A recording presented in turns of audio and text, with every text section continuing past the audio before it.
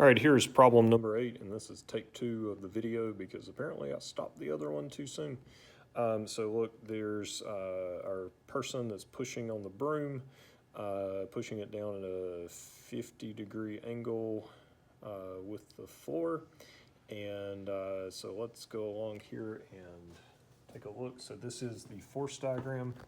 If the broom is up here 50 degrees above the floor, then the force of the push is going to be 50 degrees below the floor, as shown in the diagram here. And then there's an X component and a Y component to that pushing force. All the other forces are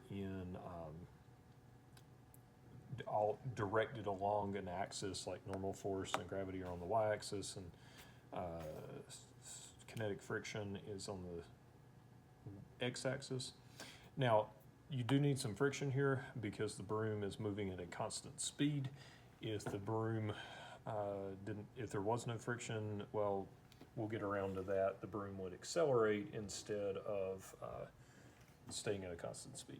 So what they did is they did a Y direction force sum. FPY and gravity were both directed downward because that Y component is directed downward, so is the gravity. And then the normal force is directed upward.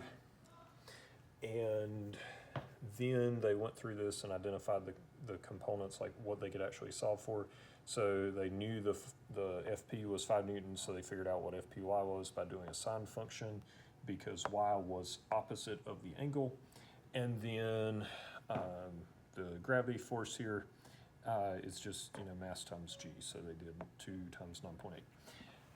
And plug that into their original. So this equation is just plugging numbers into this original equation. So they're plugging in and they solve for the normal force, which is 23.4 newtons once they do all the algebra stuff there. Now, part B, you're asked to solve for the value of the friction there.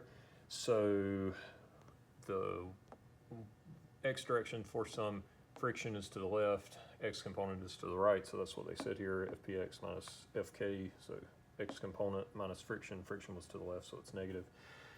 FPX, the trig function there, the appropriate trig function is cosine because X is adjacent to the angle.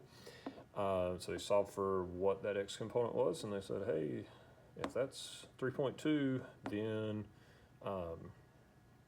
FK has to be also 3.2. So that's what they came up with here. And yes, if you remove the friction force, the broom's going to accelerate.